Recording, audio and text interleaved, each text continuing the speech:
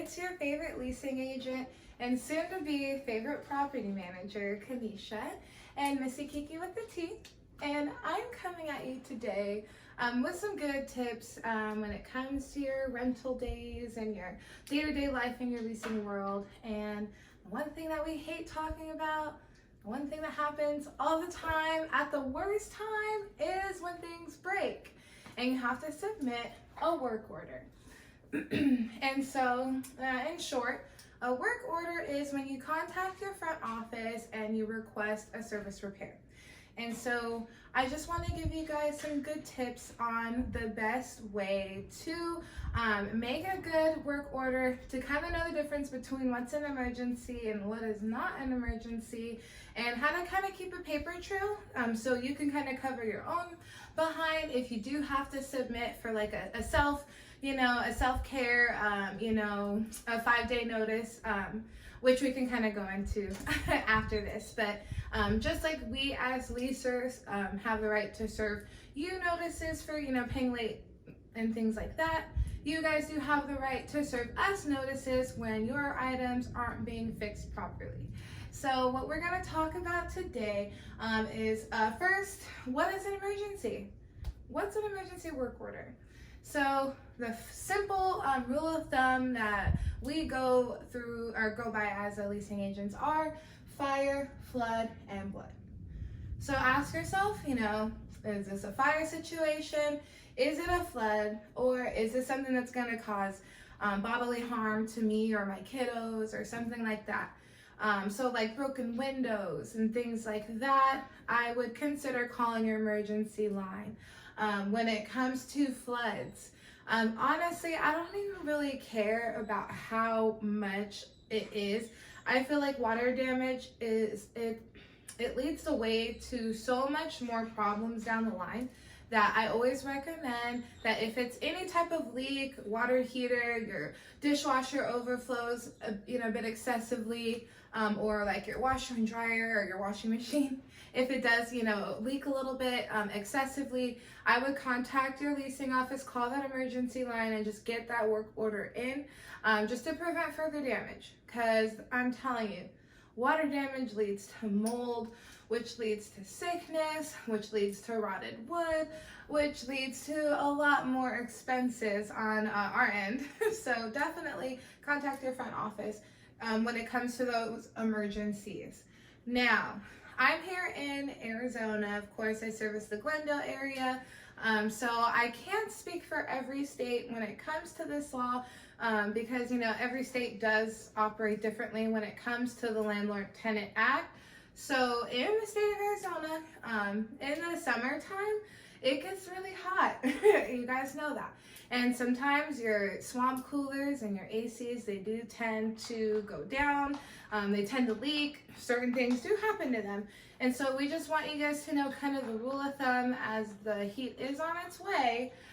It's a 20-degree difference. So that's what our guys are going to look for when they go into your unit. Are they going to see, is your unit 20 degrees colder than the outside? And if it is not, then that is a problem. So if you don't want to waste your time calling the office, if you don't want to kind of go through that step, you can kind of take a look at it yourself and you can kind of determine, the temperature on the outside compared to the temperature on the inside.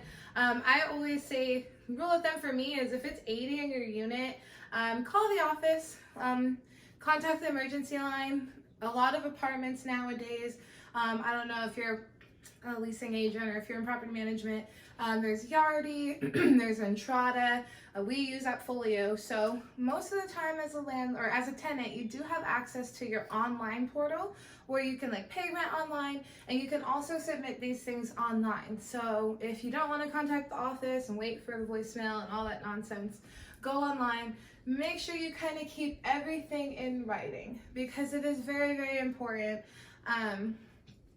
If you do run into those issues where, you call the office and you've been telling them over and over again that your AC is just not working and they just don't care and it's not right, If you don't have that in writing and you take that to court, the judge is going to say, hey, it doesn't matter because you don't have it in writing.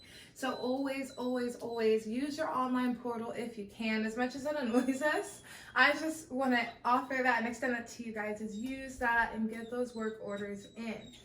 Now, what's really, really important is self-care. Okay. Now, a lot of people that we deal with are first-time renters. Some of you just leaving your parents' house, or, just getting out of college and finally, getting into your career, and you haven't really had that, living on your own completely time. And so it can be a little intimidating, you flush your toilet and it kind of comes up. That can be a little scary. Now, we want you to know that not everything is a huge emergency. Not everything needs you to be on the list for some, random maintenance person to go into your house and disrupt your daily life, when you can utilize self-care. I say get plungers. If you are in property management, what we do in our move-in gifts is we actually gift plungers and drain cleaners and things that will help them, and help alleviate our work order caseload. So definitely look into self-care. A lot of the countertops, unless you're, an A+ property, the surfacing that we use is, a chemical surfacing. So when you're cleaning your countertops, sometimes those harsh bleaches and certain chemicals will damage that surfacing and will cause stains. And even certain juices will kind of leave stains and things like that. So if you know to use more gentle soaps, and I say Fabuloso everything, so if you have questions, that's what your staff is for. That's our job. We do want to educate these people. So, like I said, for the next place and the next place, that they know how to utilize proper self-care. So when things break, I always ask, first, is it fire, flood, blood? Is it an emergency? Self-care. Is this something that I can fix on my own? Or, have my brother, when he comes over, help put a light bulb in, little things like that. And most important is in writing. Always, always, always. If you have access to your online portals, make sure, or if you have access to emails, keep those work orders in writing. So if you do have to submit a self-care act with the state, then you do have that in writing and you do have grounds. And so when it comes to pending order follow-ups, now there are those work orders that do take time. We have like some cabinets in a unit that, have been severely damaged, and, ordering new cabinets, it takes a little bit, they have to fit, they have to fit a certain budget and things like that. So when we have your work orders pending, I do say the rule of thumb now, don't overdo it. I get it. It sucks when things are broken, but let us do our due diligence. I say check up, maybe every couple days.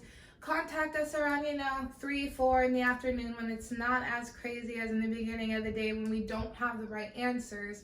Our maintenance, they come in before us. And so usually around the afternoon, we can sit down with them and kind of, follow up about the day. And usually that's when they give us the answers that you're looking for. So take that time, and later in the afternoon, every couple of days, to kind of follow up on the status of those, big pending work order items. And of course, if you can in writing, that's a lot better, just for yourself and for us too, because it helps me to be able to go on my email and be like, oh yeah, I still have to follow up on 48 or 230. So I just thank you guys so much for tuning in. I don't want to go too deep into it, because it is a really awesome, total, series I can really kind of go over with you guys when it comes to self-care. But as a tenant, you do have the right, if your landlord is not giving you sufficient things as, hot water, electricity, if your electricity is broken on our end, but of course, heat or AC when, the weather permits, those are things that you do have a right to. And you can, if we are, doing our part, you can go to the city, you can get these forms, and you can submit them to your office. And usually, it gets the ball rolling. I mean, we get those forms. I mean, it doesn't really mean a lot as far as, the legal side of it, but it isn't good on our end to make you guys have to do that.